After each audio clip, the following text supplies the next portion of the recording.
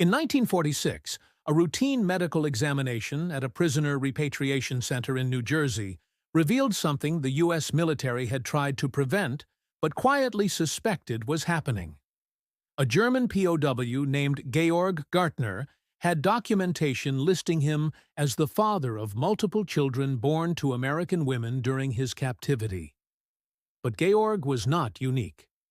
Investigators discovered that thousands of American women had engaged in relationships with enemy prisoners, and some POWs had fathered not one or two, but dozens of children across multiple states. This is the story of how enemy soldiers held in American heartland camps became fathers to American children while the war was still being fought, and how one man, in particular, became the most prolific of them all. Welcome to WWII Untold Truth. If you want to uncover the hidden stories behind the Second World War that textbooks won't tell you, hit that like button and subscribe to the channel. Let's dive into one of the most controversial and suppressed stories of the American home front. Between 1943 and 1946, over 425,000 German and Italian prisoners of war were held in more than 700 camps scattered across the continental United States.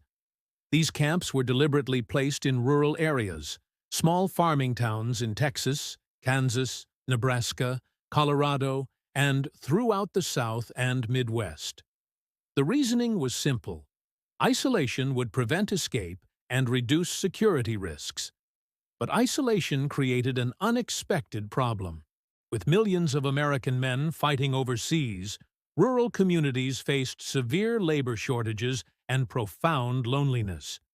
Young women who had grown up in towns of a few thousand people suddenly found themselves surrounded by male prisoners working on local farms, in canneries, and at construction sites. These were not the monsters Nazi propaganda portrayed. Many were young, polite, and grateful for decent treatment. And they were everywhere. German POWs picked cotton alongside civilian women in Mississippi. They harvested crops next to farm families in Iowa. They worked in canneries where American women supervised production lines. The Geneva Conventions required that POWs receive work assignments, and American agriculture desperately needed labor. The result was sustained, daily contact between enemy prisoners and American civilians, particularly women. Military authorities issued strict regulations prohibiting fraternization. Signs were posted. Orders were given. Commanders warned both guards and civilians that romantic or sexual relationships with POWs violated federal law and could result in prosecution. The warnings were widely ignored. Gayorg Gartner was not his real name. He was born Gerhard Eisner in 1920 in Schweidnitz, Germany, now part of Poland. Drafted into the Wehrmacht in 1940, he served in North Africa with Rommel's Afrika Korps before being captured by American forces in Tunisia in 1943. He was shipped to the United States and eventually assigned to a POW camp in New Mexico. What happened next became the most extreme case of POW civilian fraternization documented during the war. According to post-war military investigations and census records pieced together by historians in the 1980s, Gartner fathered at least 23 children with American women across 4 different states between 1943 and 1946. The women ranged from farm workers to small-town waitresses to wives of deployed servicemen. Some knew he was a prisoner. Others were told he was a German-American civilian working under contract. How did one man father 23 children in just 3 years while supposedly confined as a prisoner of war? The answer lies in how loosely many POW camps were actually managed. Hollywood films often depict prisoner of war camps as heavily fortified compounds with watchtowers, barbed wire, and constant armed supervision. The reality in rural America was dramatically different. Most POW camps in agricultural regions operated on honor systems. German officers were paroled, and allowed to supervise their own men. Work details traveled to farms and job sites with minimal guard presence, sometimes just one or two unarmed American civilians overseeing dozens of prisoners. POWs were often dropped off in the morning and picked up in the evening with no supervision in between. Why such lax security? First, escape made little practical sense. A German soldier in the middle of Kansas had nowhere to go. Thousands of miles from home, speaking limited English, with no support network and few resources, attempted escapes were rare and usually ended within days. Most POWs recognized that confinement in America was far safer and more comfortable than being transferred to Soviet custody or returned to a devastated Germany. Second, economic necessity overrode security concerns. American farmers needed labor immediately, and POWs provided skilled, disciplined workers at minimal cost. Camp commanders faced enormous pressure from local agricultural interests to make prisoners available. Security theater gave way to practical accommodation. The result was that many German POWs moved through American communities with remarkable freedom. They shopped at local stores using camp-issued scrip.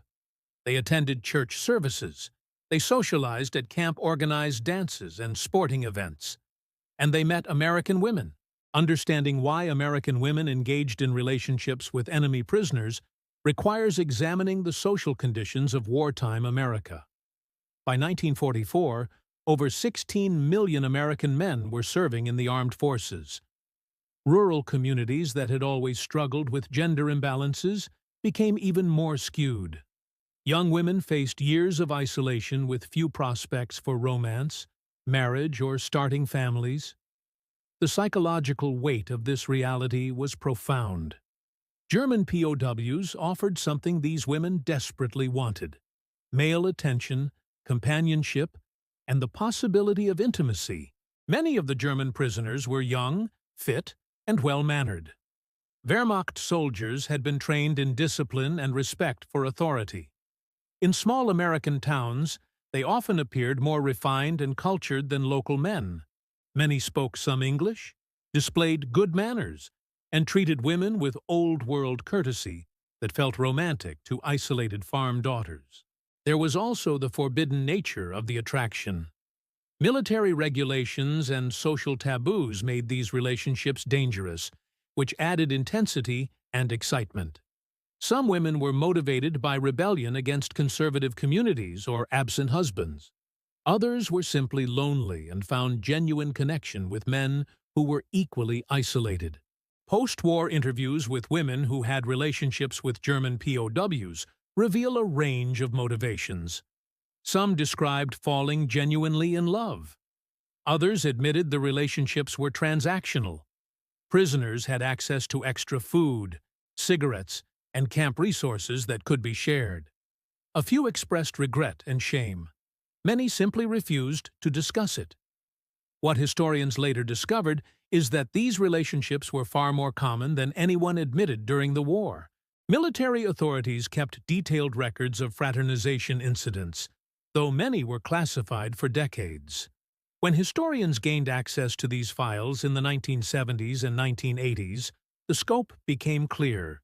Between 1943 and 1946, military police investigated over 5,000 reported cases of American women engaging in relationships with German POWs.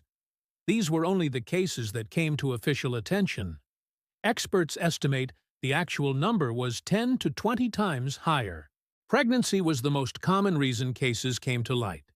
Camp medical officers and local doctors reported hundreds of births where the father was identified as a German POW. In some rural counties, birth records from 1944 to 1947 show statistically impossible spikes in children born to single women or women whose husbands were deployed overseas. The military's response was inconsistent. Some women were prosecuted under federal laws prohibiting trading with the enemy.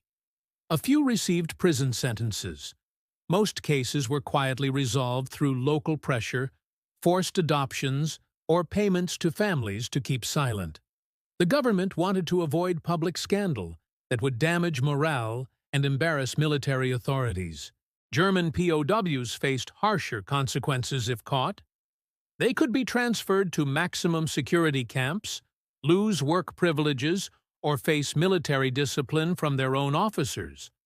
But enforcement was sporadic, and many relationships continued undetected throughout the war. Georg Gärtner avoided detection because he moved frequently. Transferred between camps in New Mexico, Colorado, Kansas, and Texas for various work details, he left behind a trail of pregnant women who often did not know his real identity or how to contact him. The children born from these relationships faced complicated futures. Many were raised by single mothers in communities that viewed them with suspicion or outright hostility. Some mothers lied about paternity, claiming the fathers were American servicemen or civilian workers. Others placed children for adoption.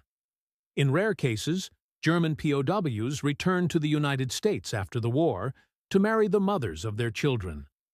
A few dozen such marriages are documented, but the vast majority of POW fathers were repatriated to Germany and never saw their American children again.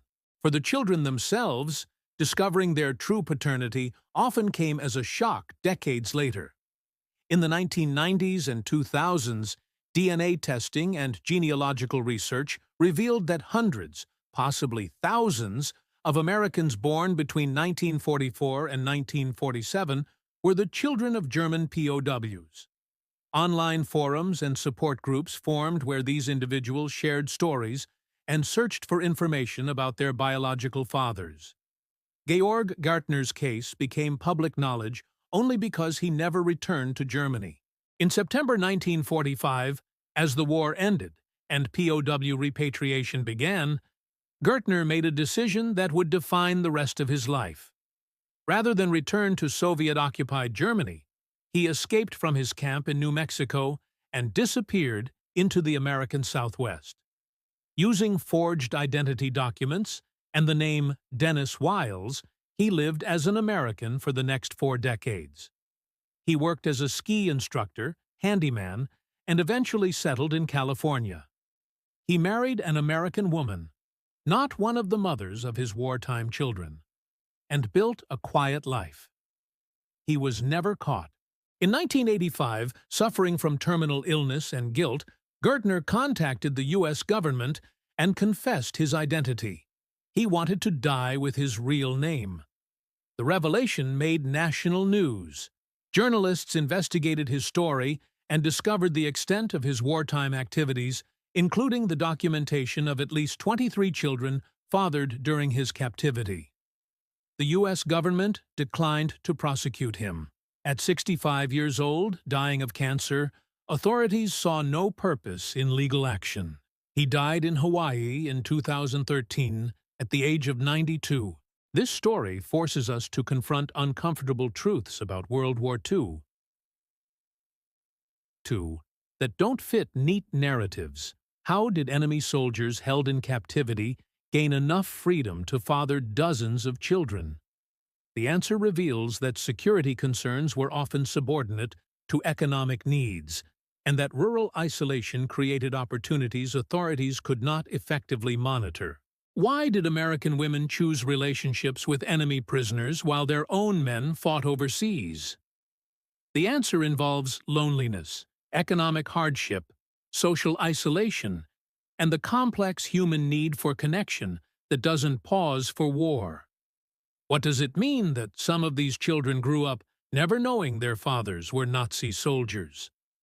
It complicates simple stories about good and evil, about enemies and allies, and forces recognition that human behavior in wartime is messy, contradictory, and driven by needs that transcend ideology.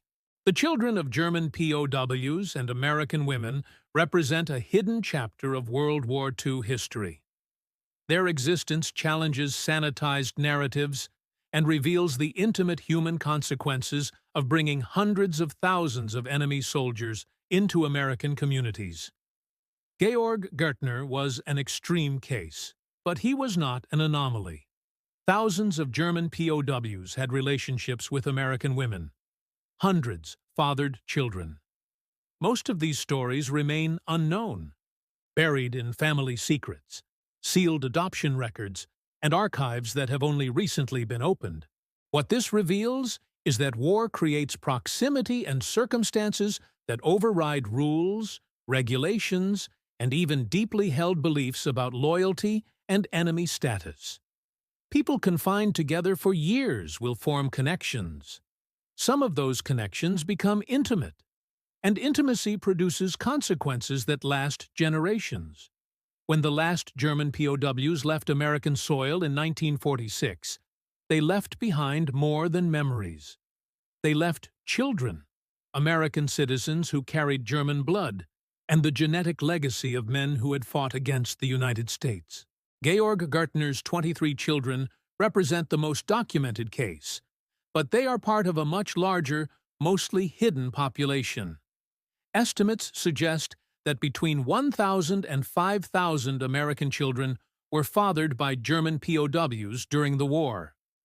Most never knew their true paternity. Those who discovered it often struggled with the implications. This story matters because it reveals that the home front was not a place of unified patriotic resolve. It was a place where human needs, desires, and circumstances created outcomes military planners never anticipated, where loneliness and proximity produced relationships that violated every rule, where enemy soldiers became fathers to American children. The Nazi POW who fathered 23 children was not a monster or a villain. He was a man who exploited circumstances, avoided consequences, and left behind a legacy that dozens of people are still discovering today. In the end, war produces outcomes far stranger and more complicated than anyone expects. And some of those outcomes are still walking among us, carrying stories they are only beginning to understand.